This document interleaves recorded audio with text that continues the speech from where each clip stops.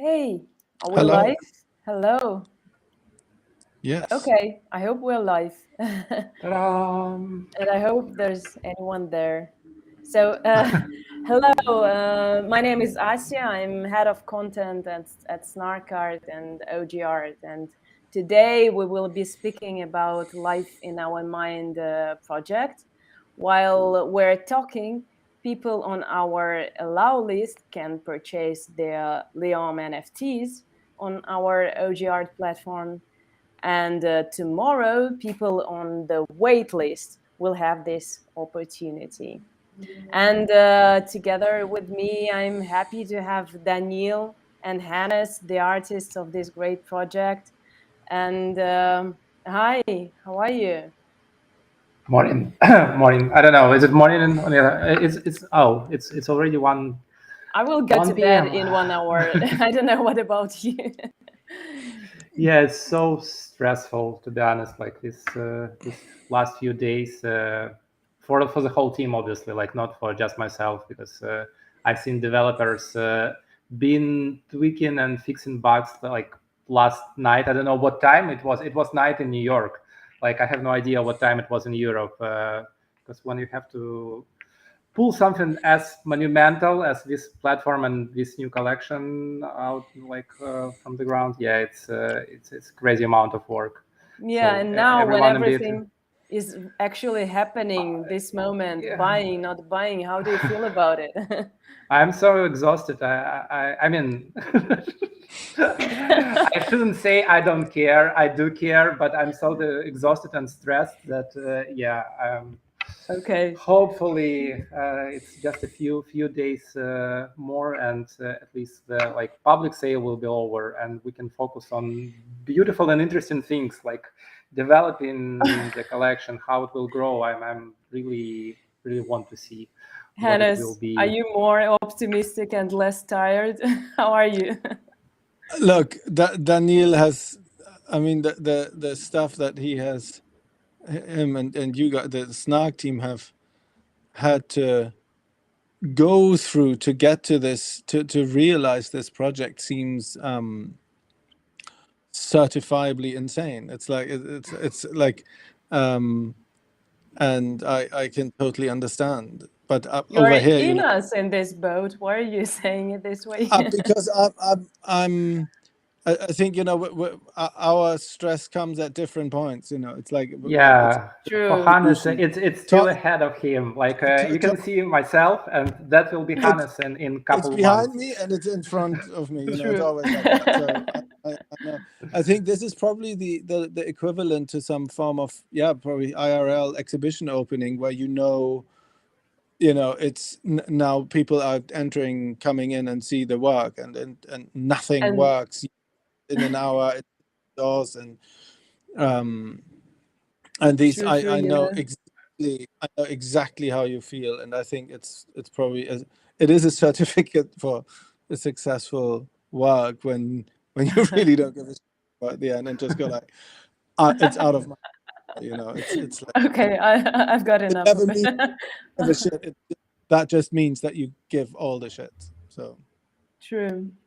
So, as the first question, I wanted to ask you, Hannes, um, to explain us the title and probably the main concept of Life in Our Mind, because I remember when it all just started and you were presenting the project to our Snack Art and OGR team, you told us about this very impressive scientific fact about people and animals, about their ability to detect natural movement in a very small time, and the way you as artists play with this instinct.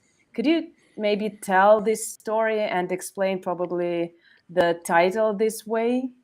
I have to chuckle because I've been briefed to keep it short, and now you ask a really No, like a no, trick we give question. you. Like, okay, I think we're fascinated as artists. We're fascinated by the fact that humans have are naturally drawn to assigning meaning to motion, to movement. If we see something moving, especially natural motion, say a flock of birds or a school of fish,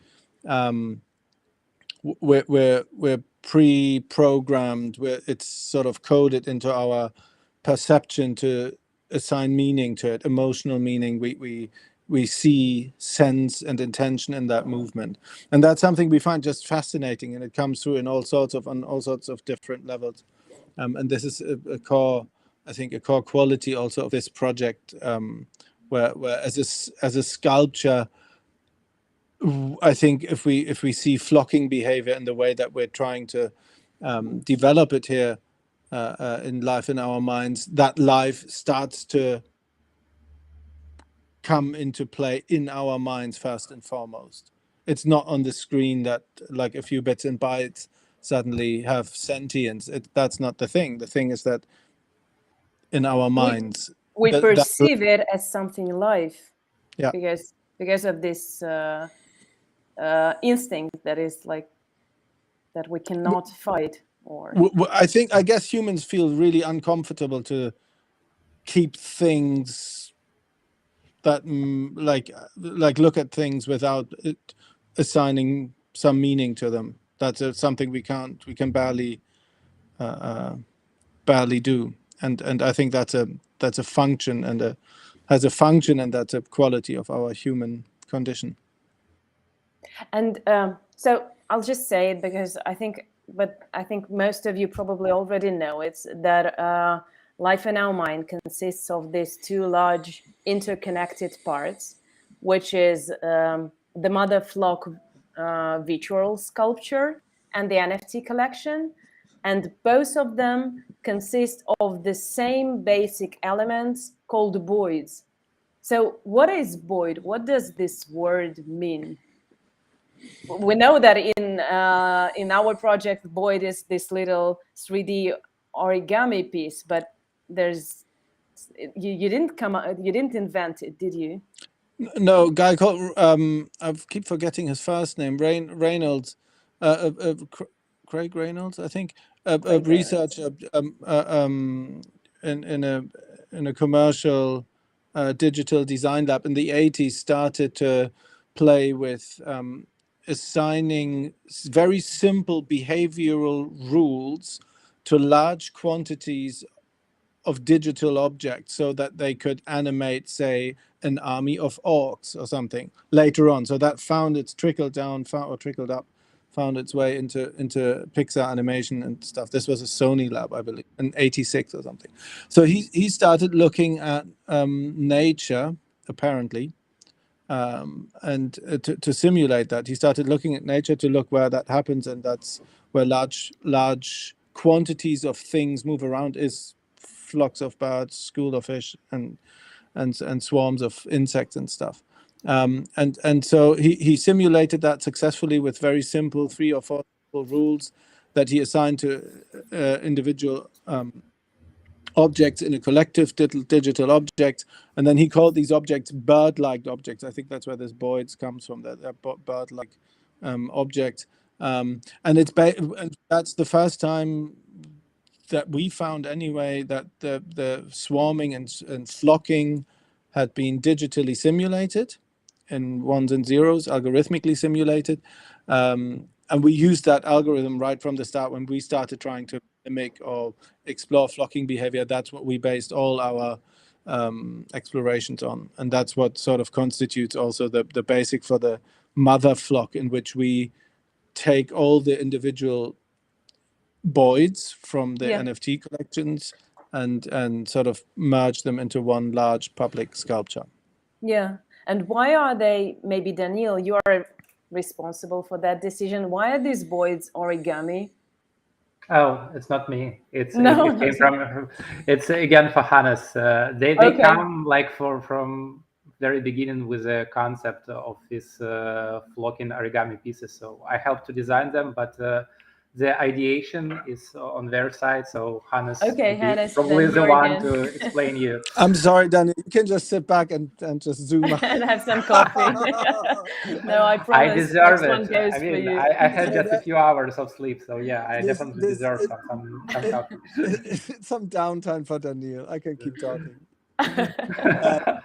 But there's some really to sort of corroborate this fascinating research into how we assign meaning to movement. There's some experiments by two researchers called Heider and Zimmer, and I think Princeton or somewhere in the 1940s or 50s.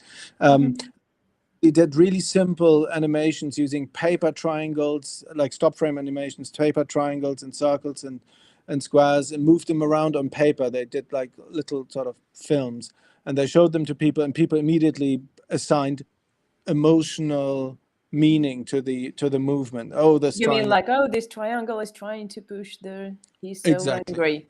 Yeah. And that sort of I think that experimental studies in I can't remember the scientific. It's a beautiful paper, and experimental studies in apparent behavior, and it's not really it's apparent to us. Again, it exists in our mind. There's a paper triangle doesn't have any intention, and to us as artistically, it really never mattered so much. We never were like intent on simulating flocking with a specific species. In the opposite, we really try to keep away from that level of detail, because it almost distracted from the human perception, which was important to us. It doesn't matter what thing is flocking or moving around. It's how we perceive it and what we make of that information. So when we were looking at the constituent parts of this public sculpture, of this mother flock, we did start looking into paper triangles and paper circles, and kept it quite, I think, quite minimalist. And I think Danil started very early in the project to really develop all the possibilities that we could think of in this project, and that he had thought of. And I think that's where we then started, okay, we need to differentiate, we need to make the individual constituent parts exciting. And that's where we then felt there was a nice, beautiful straight line between something very handmade, origami, it's a very sort of undigital craft, and this hyper digital way of producing a sculpture. And then I think we made some explorations into origami, and then Danil took it on and ran with it to this incredible collection that you see starting today, that starts evolving, and it's that's where the origami came from. Great, thank you. And Daniel, now it's your turn. So while the mother flock sculpture is this big flock that is playing with our instinctive perception of natural movement, the smaller NFTs can be also viewed as small flocks, I think, of these small flocks of boys, and that also interact with the collectors in their own way. So could you please explain the dynamics behind the collection, and how you with this idea of flocking voids and how they actually interact with the collectors? So it was a gradual process, because initially when I first time heard about the idea of the collection, of like separating this flock to individual pieces and selling them as NFTs, I realized, well, we have a problem, because there is two things.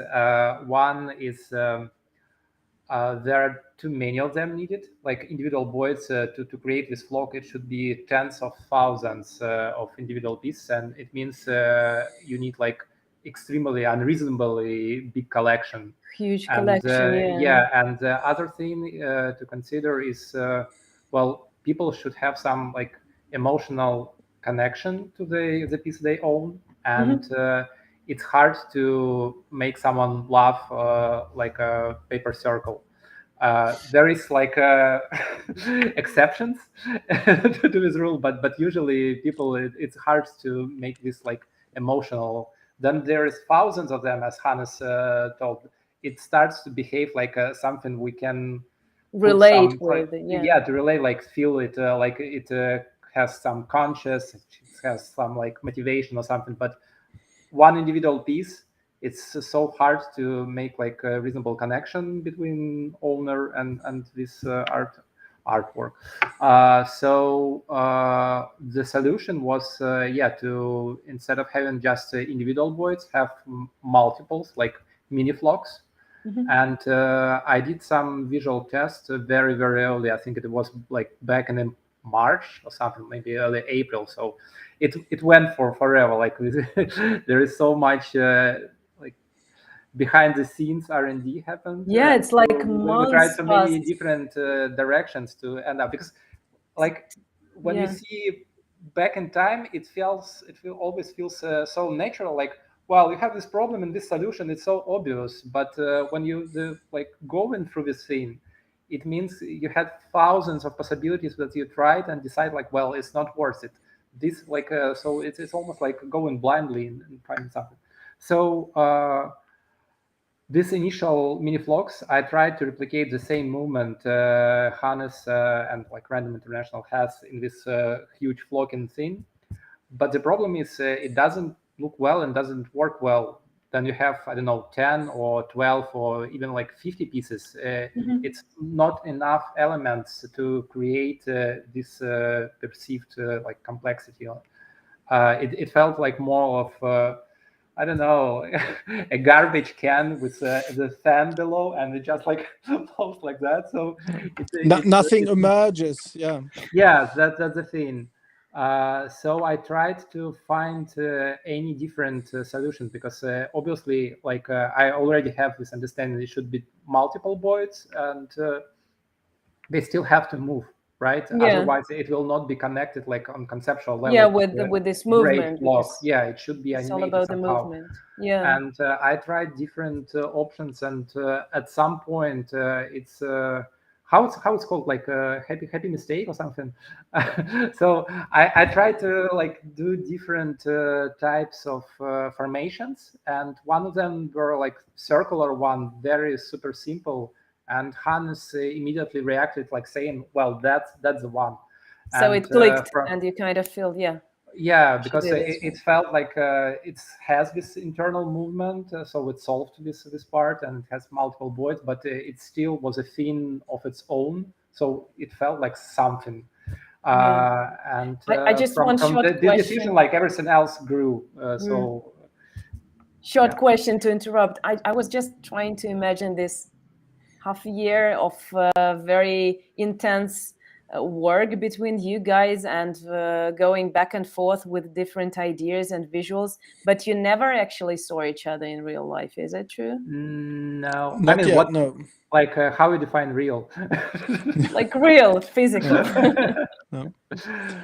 For past 3 years, that was my like real way of communication. Like starting from COVID, I worked with so many amazing teams, and I never met anyone from these teams. So it's just like new normal now for me.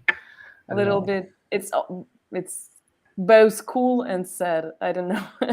I'm an introvert person. I do love it. Like it's so much better to stay at home.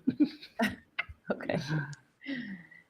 And so you came up with this little flock, and could you tell about the mechanics in this flock? So how collectors actually what they can do with it, and how they grow it, and what happens next? What happens after they got it today? So today, half of them are minting them, and where we go next? The next thing happened after you mint. The system from OG Art platform will collect all the metadata from your wallet, the collections you own, like all these tiny parameters, and store it in the backend, and gradually start to send in all this data to my scene, which interpret this data and create these mandalas or whatever you call them.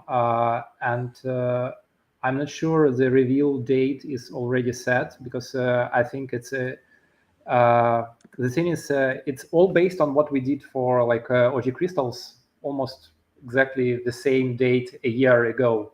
But the difference is last time we had to hire render farm, like regular render farm, where you like render, I don't know, visual effects for upcoming movies or something like that. This time, the difference is like on technological level.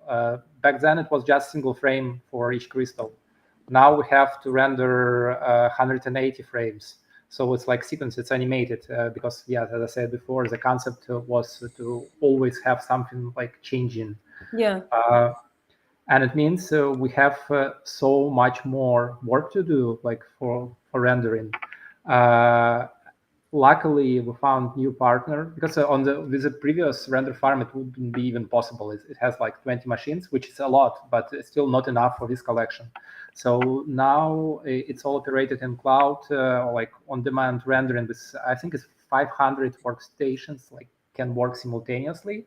But it's so new for us.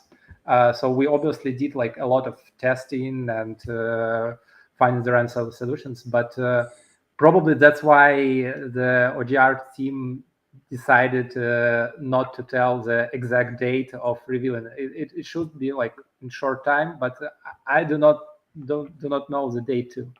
So like what is happening right now? Yeah, the data is collected and it starts being sent to this cloud and being rendered. And when we have first iteration for each of these thousands of NFTs, the reveal will happen. And after that, it's not the end. That's the most interesting thing about this collection. So because usually what happens, you mint, you wait some time for reveal to happen, and after that you just got what you got. That's it. For this collection, it's almost like a super extended reveal because it will continue growing, and like each individual NFT will continue grow and change over almost 100 days from now. And the most rare traits will reveal at the very, very end for each one. So it's designed this way. So you, until the very end, you don't know how like actually it's rare or it's super rare piece you have. Yeah, and how your NFT will look like. Yeah, so that's for like visual traits. The other thing, how you interact, is because it takes the data from your wallet. It takes like what collections you have right now, and adds like individual voids with visual properties defined by collections. We have 50 something, like 51 or 50 plus collections supported. So it means if you can like affect the look of your NFT by changing the content of your wallet to some degree. So that's one way of expressing yourself. Like if you huge fan, I don't know, of Meebits, so just use your very Meebit wallet with only Meebits in it and put your Lime NFT there, and it will absorb your love to Meebits and will be like visual representation of your tribute to Meebit community and any other collection. Or you might want to, like with Pokemons, have them all. I don't know, is it even possible to have like 51 collection in your wallet? But if for some reason you have, I was just going to ask, like, is there like, are there mega collectors who are going to go, I have them all and I have this like super evolved. I would be curious. I did render tests, and I do like variety. So for render tests, I have like all of them not repeating themselves. So every single one was different. But for some people, they have different preferences to what they like. I wonder if people will have completely clean, like virgin, by the end of the 100 days, if there will be any virgin. Well, it's an option too, because we have this separate kind of textures patterns for life in our minds. So it means if you have like empty wallet, well, technically you cannot have none. You have at least one, which is life in our minds, right? So it fits into the concept. So if you have only one, and it will absorb the qualities of like your wallet having just life in our minds. So it will have patterns of life. Yeah, just life in our minds patterns. Like, but during the sale, I just want to repeat it if I got it right. So actually, I bought the let's say an Leom NFT today, and I to see it evolve and to enjoy it evolving, I need to do nothing. I just watch it growing Literally, for 100 yeah. days. Well, But if if you, it's but if I if you am kind prefer, of yeah, if you prefer this like hands-off approach, you can just buy and let it grow and see like because it has some like a progress bar basically from 0 to and I can see 100%. on which Yeah, so it will be stage like it is. gradually growing, and at some milestones, every 10% actually, it will be re-rendered and updated on OpenSea. So you don't have to do anything. Just come back, check every few, I don't know, not days, but like 7 days, I think, and you will see the changes happening. If you don't want to do anything, Okay, if but you if I you do want, if I, yeah, Hannes, please. And you can if you like one particular thing a lot and you don't want to ruin it, you can also terminate yeah, growth, right? there is like And a freeze it, switch kill switch. to yeah, Like there is if I feel two that options. that's it, it's perfect, I don't want it to change, I can Yeah, like stop it. yeah, you I can think just that's lock it and that's it. Mhm. and I think that was one of the real treats for us for Random to work on this. I don't know, people who know our work, it's I think we're visual artists, but we're very geared towards a physical experience. So we're very sparse on color and things like that. And in our general work, we're very material. We have a material fetish and so on and so forth. So we're very German in that sense. Very and I would barely hang any digital artwork in my home, and I think Danil's like these. They're literally mandalas. They're things that are they're objects or artworks that are in themselves little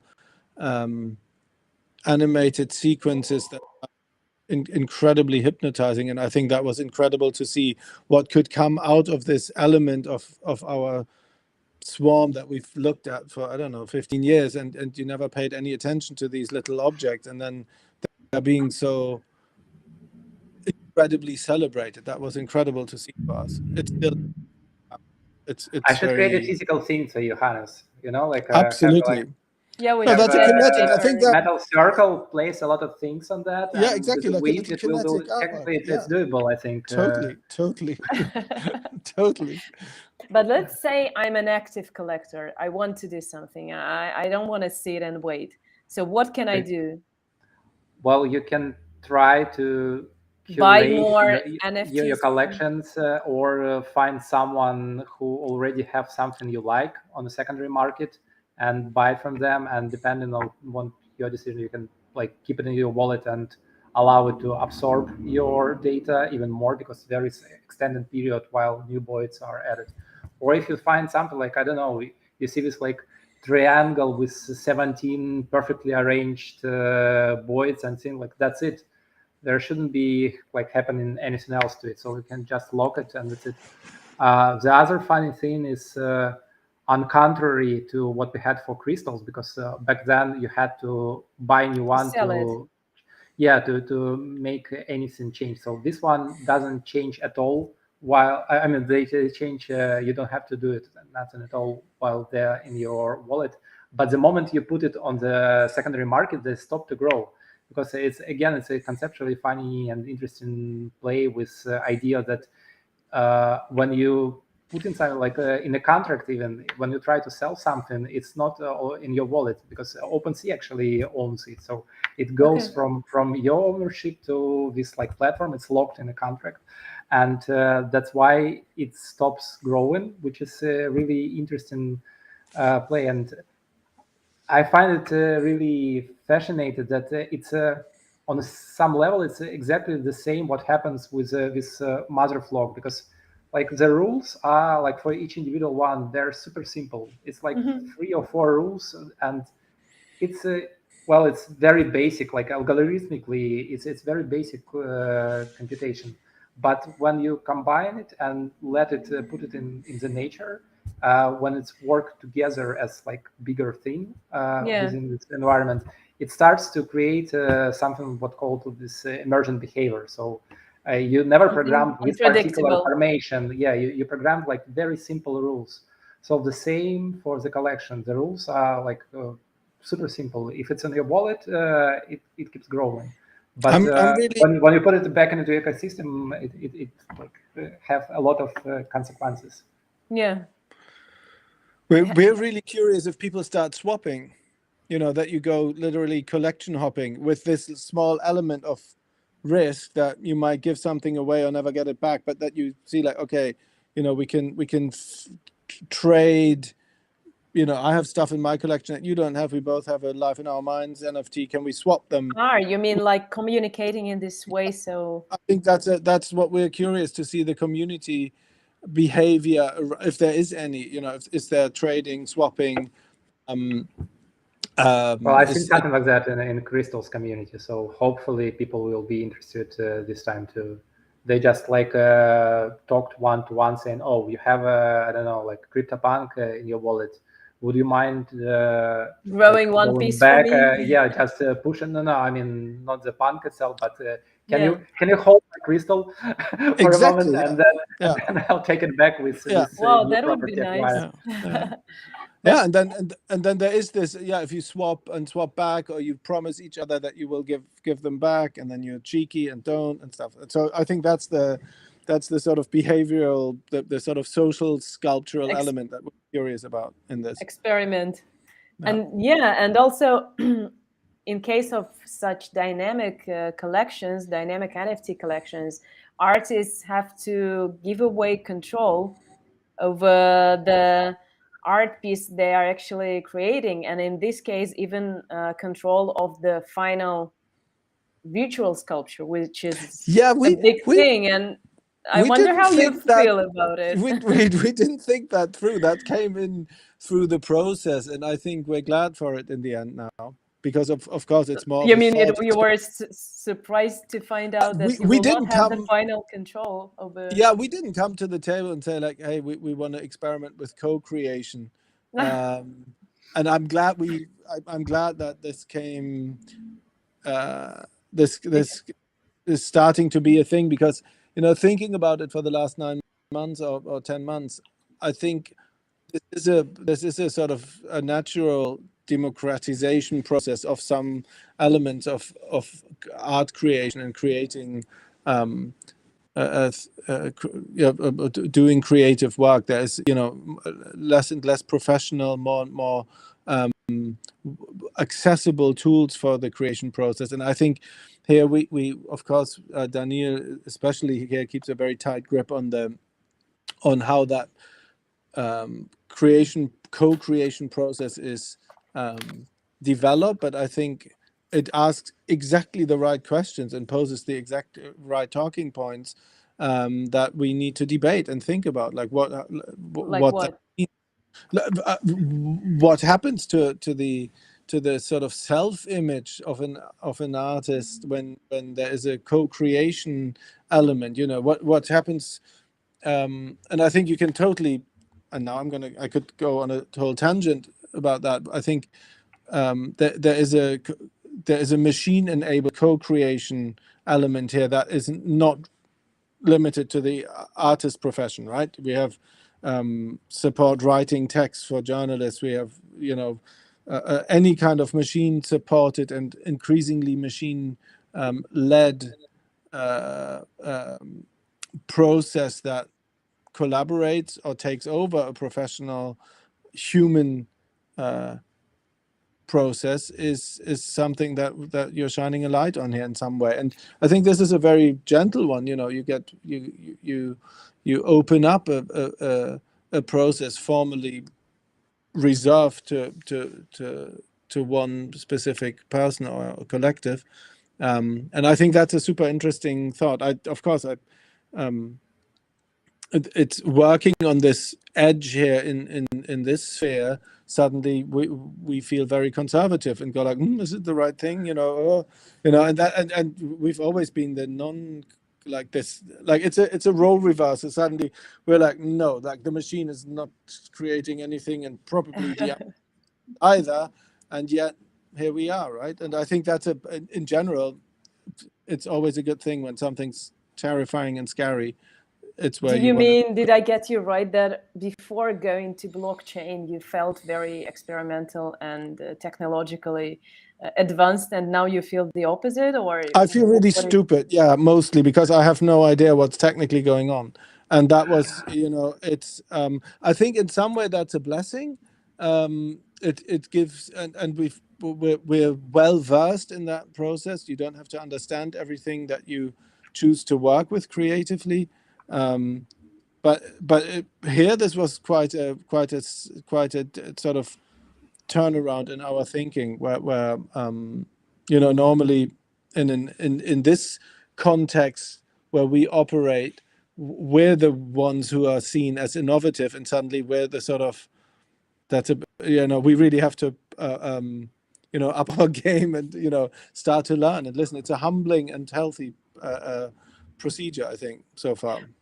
By the way, about the game, this NFT art and these collections, and especially dynamic NFTs where collectors are co-creating art with the artist, it's kind of a game where the artists set the rules, but then you have these people playing. And I wonder how you feel about art being a game. I don't think the art is, I don't think the Okay, art is, Daniel, you next. Yeah, please, Hannah. Sorry, you just started I don't speaking think at the the same art, time. I don't think the output is the game. I think there is a sort of very playful process, and I think that is, it's the game is the art. It's almost the other way around. I think the output is something that should and can exist independently of its creation process. The thing we all together look at. And I think that goes for us. That goes beyond a pure sort of momentary, lust fulfilling thing. It's like a game, like something that sort of triggers our endorphins or something. It's something that we think triggers debate and thought and expands perspective, and to that extent, like, games are amazing, to expand perspective, to change it, to question it. So I'm happy for it. Danil, what do you think about this gaming part? Well, initially it was a surprise for me. Like on my last collection, even like maybe on the third one, so I was surprised how much it's about, not about only the art, but it felt more like a running game dev company. Because you have like a art department, right? You need some conceptual, so like some storytelling behind it. You need marketing department. You need developers, like social media communications. It's so The whole many crew. different. Yeah, so it's not like you are just like painting something and that's it. There is a lot of like moving parts, and they should work like in coherence together to make working. And obviously there is a community. Like I'm just talking about like one side of like development, right? There is another side that people has to show up. They should be interested in what you propose them to play in. And, Yeah, otherwise it wouldn't work. Yeah, otherwise it's not a game, right? It's you just like making some strange things for no one to show up. So it's very interesting, and which describes art, making Which describes art. Yeah. no one Well, shows the thing is, yeah. the games, like normal games, I'm not talking about just like NFTs, real games, they are so advanced already in each field, like not only in design, but in mechanics and storytelling, they already blurring this border between being like art piece and just entertainment. It's somewhere That in is true, it and games like can be so, seen in obviously museums. it's a spectrum. So some of them like I don't know, Call of Duty is more about it's like going on blockbuster movie, right? And some pieces are truly like a art house. So it's a installation True. or experience you go through. So I think for NFTs, it might be a future too. So we are very early in this stage of just like trying different things, how interactive art could work, like including the community input from the community into the artwork itself. Yeah, and being both It's a really interesting. game and a piece of art that Yeah. has this, what So Hannes said, this meaning mhm. and this making people to ask questions and think. Yeah, it's super interesting. As for like artistic control, I do think that we still have a lot of control. It's to some Yeah. degree, it's even more than it was before because when you create one piece of art, you basically just a person creating one object, right? And here you more in the role of like nature or God. Environment, personifications of a God. creator himself, because you define the rules. It's very different, and you don't have to like think about individual outcomes. You create the rules, and if people decide to like follow the rules, something beautiful emerge from that. So it's on conceptual level, I do love it even more than just creating one like individual image or individual Yeah. sequence. You are more or less like creating the universe, like small one, because you are not the god himself, so you have like very limited abilities, but still it's like your own small universe with rules you define by yourself. It's really interesting process. Mm. Wow, sounds incredible. And Hannes, You I should know try that it. You should try it. creating the universe. Okay. Yeah, why not? Um, I wanted to ask Hannes to, if only you can answer, but and I know that the Mother Flock's virtual sculpture will be revealed later this year on a very special physical in real life event. But maybe you could, give us some clues on how it will look like, the size, the structure, the interactive part, something, how, just something to let us imagine it. I I think it's not rocket science for us. The fascination and also the motivation of developing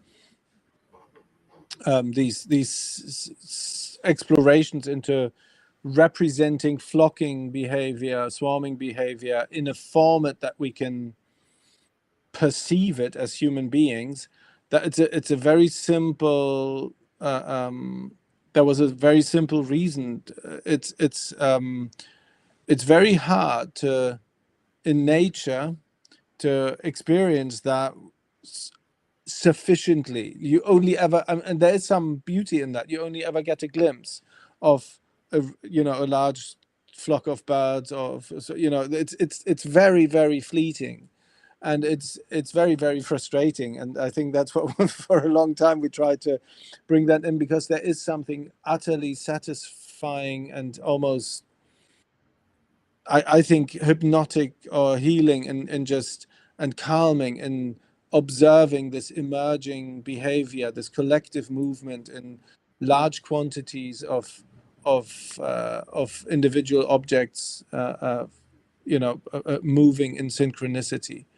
But this Um, will be a huge installation, and the person like inside of it somehow to feel it around I you think to see I it like. think yeah, if we could, we would make little we would remote control little, I think, flies or something, very small objects, like, and have them fly, and that's not really possible. So I think the next best thing is for us is to find a way in for that, for us, for the human body, for our physical bodies to interact with that, to find some sort of interface where we can, without run into the flock, but where we can start to engage with it through movement itself. And I think we've created a way to, and are creating and finding a way to do that with the mother flock, where you can walk in, and it's going to be a screen based at first. I think the first large iteration will be a screen based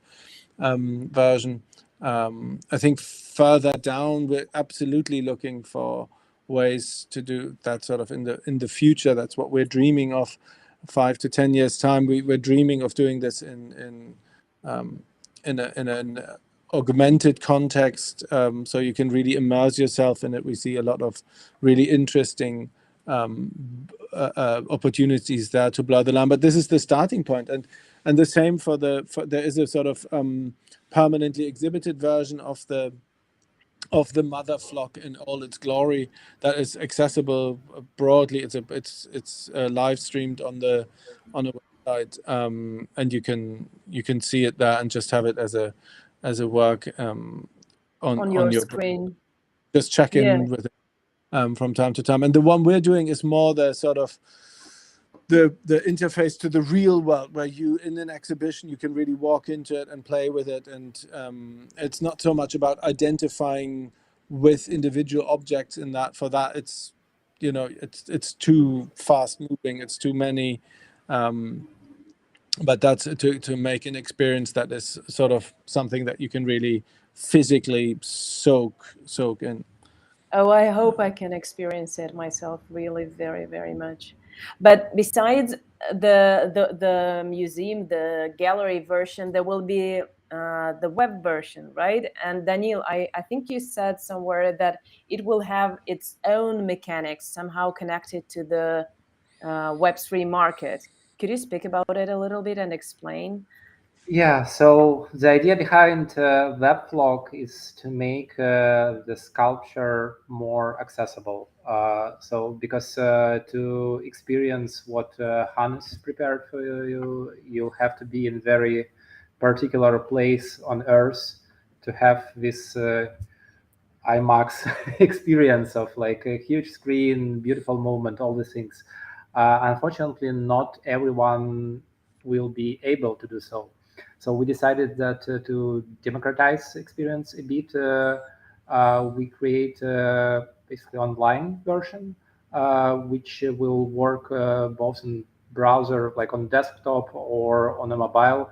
It obviously will be more like simplified version of the mother flock experience from the gallery because of technical limitations. So we couldn't allow as many beautiful boards as Hannes can do with his high-end hardware. Yeah, but yeah, so you'll be able to visit the specific web address and experience the flock. It will have the same idea of like taking the properties of the collection, and so all the boards you will have in this flocking web version will be from the collection. So whatever people decide to mint and what the distribution of properties will be in the collection, it will be transferred to this flocking system on the web. The other thing, well, I haven't talked about this, but on conceptual level, if your NFTs reflect your wallet, like the content of your wallet, so it's somehow reflection of your personality on the blockchain, right? When you pull together every personality on from the market, it is a market itself. So it's a swarm basically of investors, owners, holders, buyers, flippers, whoever they are, what was the personality they have. So their NFTs represent themselves, their activity, and then you create a flock out of this. It's a market like a slice. Obviously, it's not the whole market. It's just too big to represent in this way, but it's a slice, and to some degree, it represents the market. So we decided that it would be nice to have one more step and introduce some qualities of the global NFT market to the flocking system. So when the market is up and running and there are a lot of transactions, the flock has a bit more energy, so they move in a bit faster. when you have crypto winter and nobody buy and sell, like it's just a dry market, it will slow down. It will not die, obviously, but it will has a bit less energy compared to higher times. So Yeah, that's the thing about Webflow. these are nice, nice. Hannes, I'm sure you've been already asked this question many times, but still I'm very interested to hear about your first experience working with the blockchain as a medium, and you as an artist that is used to making these incredible huge installations and with the and working with the physical feelings of people, are now experimenting with something completely different. And I wonder, what did you notice? What do you find new about it? What artists can get out of this medium, out of this tool? What opportunities it gives artists?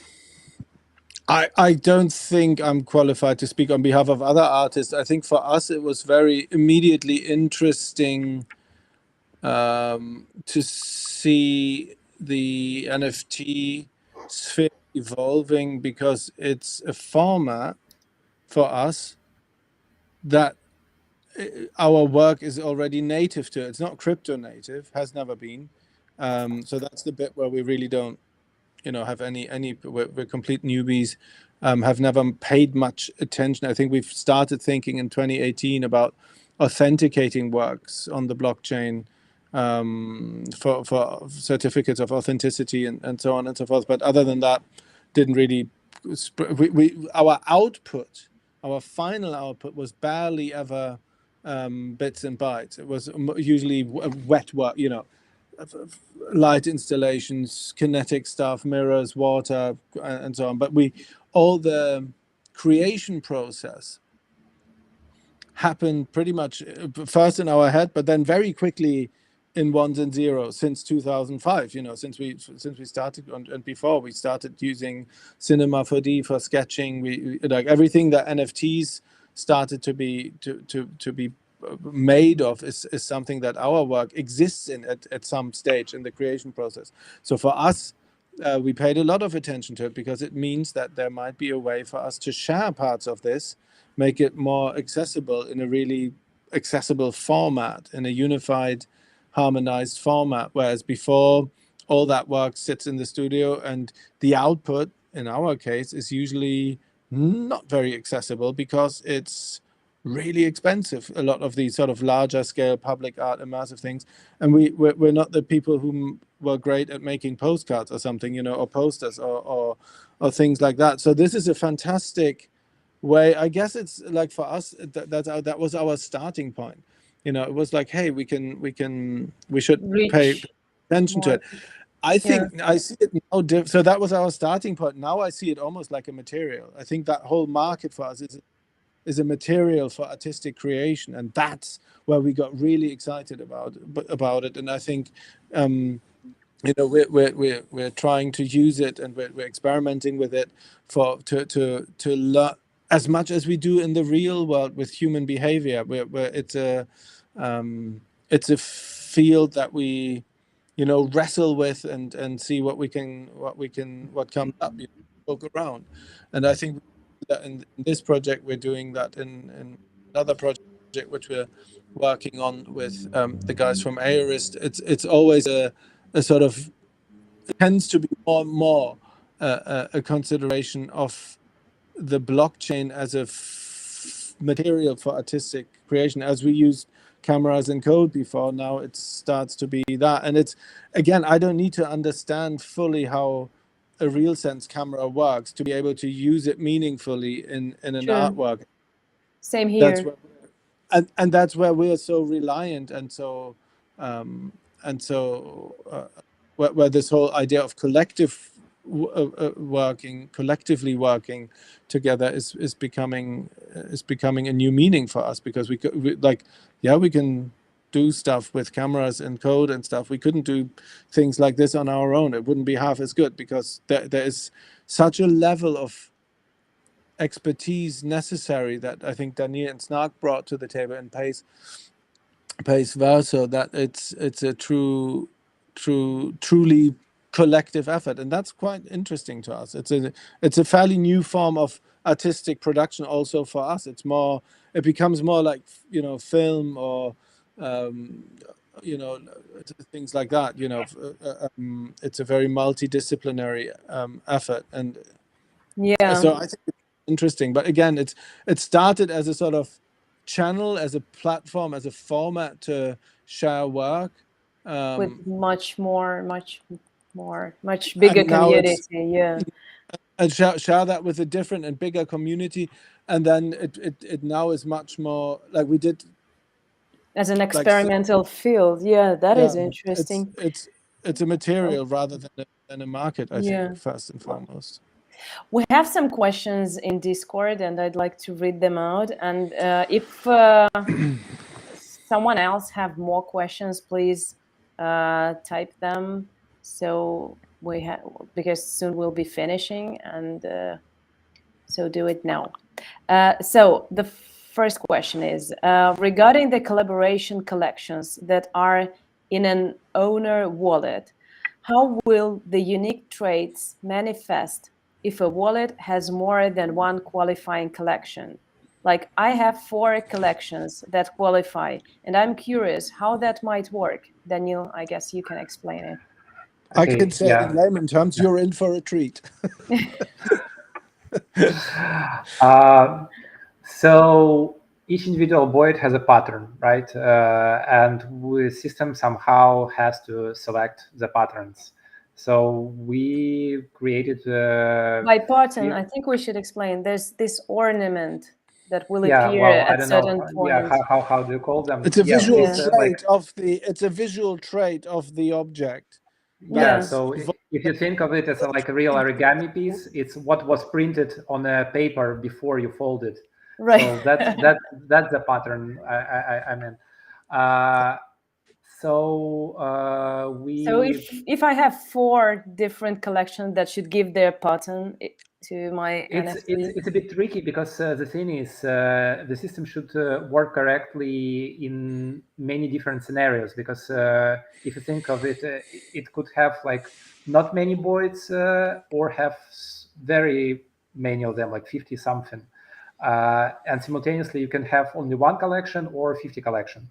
So we had to create the system to distribute these properties somehow Yeah. that will make some sense. I probably shouldn't like give all the details yet before we end the growth period, because we obviously will like describe everything Yeah, we want after the something to collection. say as Yeah, but surprise. it will be safe to say that if you have 4, well, you're gonna have these 4 collections, patterns for these 4 collections. On different voids, right? Yeah, but the distribution, like how many of each you will have, it's something I unfortunately cannot discuss right now. But the thing is, you're definitely going to have at least one of each. And after that, Void. yeah, Yeah, like after that, it becomes more complicated. I But see. I tried my best to balance this thing, so make everyone happy. I don't know, is it even possible, but I tried. you can absolutely not make everybody happy. Yeah, You That's an shouldn't even try. illusion. Yeah. and I actually want to say like one. We've been talking about like collaboration and all these things.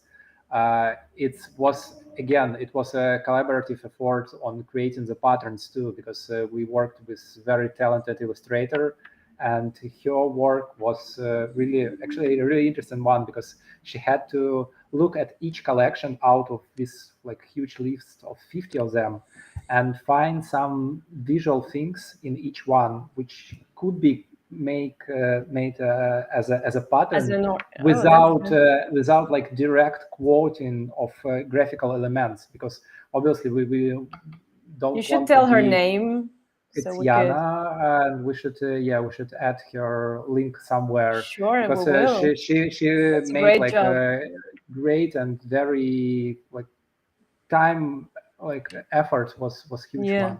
Wow. So I know that. and it's like no one mentioned this before for some reason, but it's like Yeah, we will. 54 handcrafted patterns for each Yeah. individual collection. Visually reducing a whole universe of its own in each of the 50 cases into a black and white repeat so pattern. Little ornament. Yeah. That's quite and quite a they're feat. like on an abstract level. Visually, they connected to each To the collection, individual to the collection, but yeah. not like we don't have a like if we have boarded APCR club, we don't use like The same picture monkeys. one Yeah. something like that, or just a logo or font or whatever. Nice. So they like reminds but don't quote exactly the Wow, it correct feels color so element. handcrafted. Wow. Yeah, it I is. didn't know Well, this. everything Beautiful about this detail. collection is very well crafted, and I can't wait to see the The future result. work. I'm just like because it will combine everything we already done to Yeah. even like bigger and more interesting form. Because all the patterns will be there, all the shapes, all the colors, but just combined on the big screen. Yeah. Yeah, it should be It's awesome gonna be great. experience. Okay, I'll keep reading the questions. Will there be any rarity rankings? If so, how would this be done? And maybe it's better if there aren't any. So just personal views of what is beautiful or rare is all that matters. Well, it's up to you. You can just look up the ranking, or you don't. Right. So It's, there's just this site where I'm not you can sure. see, Yeah, right? I'm not sure we have some like official og.art ranking system. So for crystals, I think guys had took what rarity sniper assigned to each crystal and use this as a rank. So like from third-party service. For this collection, I honestly don't know because there is, and the thing is about these ranks, they are very subjective because the algorithms, how you assign weights for each trait is very different for different systems. So you may have something like rarity sniper thinks your rank in top 10, and another system will, well, you're not even in like first 100. Yeah, and rank the other top 10. And I don't think it's a fair for the platform, like or us as creators saying, well, this is more rare than this one. For me, all 990 are equally beautiful, and I put as much as I could to make like every single one beautiful. And it's not even And about unique. visuals; it's actually in the mechanics too. So I tried to compensate the quality. So if you some like on lower end of one thing, you have better chances to get in something rare in different trade. So Oh, it's wow, a that's nice. yeah. So So you try it's to balance it to have the well, yeah. results. It doesn't always work because otherwise it will be predefined, right? It's Right. more about tweaking the probabilities, so you have a higher chances for getting something rare if you like down on something else. Yeah. But Nice. yeah, it's there actually in the system. Okay. So here I see someone is asking to provide some details regarding the NFT minted, like reveal date of minted NFT, whether it will be a circle, rectangle, triangle, or real rare traits of double NFT. So I guess we need to say it again, Danil, that we have 100 days, right? Yeah, well, and some traits, especially like these formations, these complex like double circle, double triangle, they will not reveal on day one. Even But like sorry so to if you interrupt you, yeah but today, let's say, or tomorrow, let's say I'm in a wait list, and tomorrow I'm minting my NFT. The moment I mint it, I can see it's gonna be triangle, right? Or it's gonna be no. circle. No. So Well, when no when one. when will I see It that? will be like a simultaneous reveal for everyone. So we have to wait for wait list and then for public sale. It's just 2 additional days. Yeah. Otherwise, it will be unfair because people who got their NFTs first, so they already can set the market if they know the Oh, trades, everything. So we have to wait for everyone from the line to go So through. that means only that after that we can reveal both like shape and traits and everything. okay, so that means that by the end of this week I will know the shape, right? I cannot say you. It's not a question for me. You should ask someone from Someone ODR else. platform. Like Okay. if I was in charge, I will give you the date, but I Okay. don't have the date. Unfortunately, it's not in my power to say like on Friday. Yeah. I would definitely show you what we rendered. I have no idea. Sorry. Okay. It will So like be someone very soon. soon because we have so much processing power right now Right. that it will be like much faster because I think for crystals it was like almost 2 weeks or something, like a very significant Before the period reveal. before the reveal, after the sale and before the reveal, because Okay. we needed this time to render To 10,000 render. things. Yeah, but this time on it's 20 going to be machines. much Yeah, faster. it should be much faster. Yeah, I don't Okay. think we're talking about weeks. It should be. I hope it should be days. But I'm sorry, I cannot give you the date. I think what you're It looking will for be is in to the say, Discord, stay like tuned. everywhere. Stay Yeah, it tuned, will right? be So on stay every tuned. channel. It's True. worth a wait. So Yeah. stay tuned, but stay even more tuned, because after the reveal, even if you have a circle, at certain point your circle may Might become a double change. circle. Might Yeah, be, so right? there's some traits that you will not see, because the thing is, I can give you a timeline of each individual voids. So let's say you have Yeah, an let's do it NFT, this way.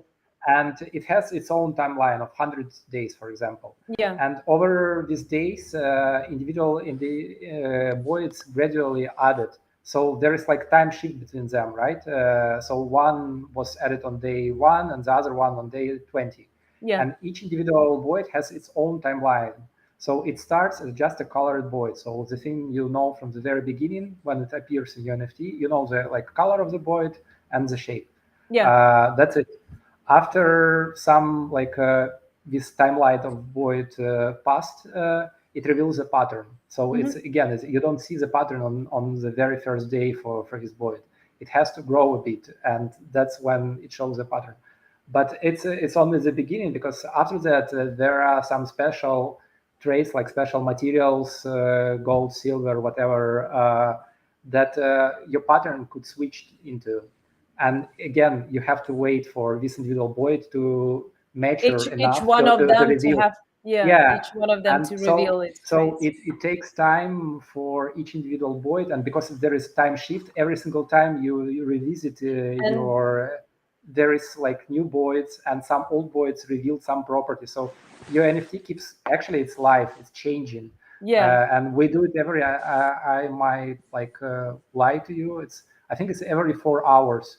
The whole, like the system goes through all the NFTs to update the content, to check like if there are something new in the wallet. Maybe it's Wow, 8 hours, but that's a it is, complex technology. Wow. yeah, it's crazy complex, and that's why it took us so long to actually create this and test it, and that's why I. But so until stressed. when can I hope that I will get the double circle or the double triangle?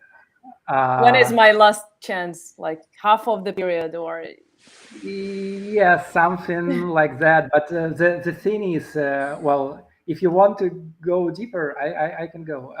The thing is, it's not every single NFT has the same life cycle. Basically, Okay. some are growing faster, some are growing slower, and some have a like boost on the mint.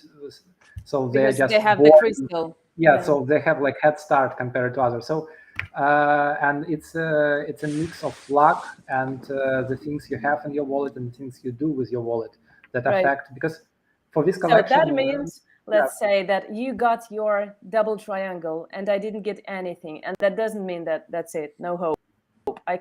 There's still a chance that during these 100 days, yes, at some point it will appear. it may appear. For it's obviously not guaranteed. Otherwise, it like every single triangle will become like double triangle, and that's it. Like nothing interesting. But yeah, there is a chance somewhere like in the middle of evolution of like your time frame of evolution, somewhere in the middle, it might switch to more like rare formation.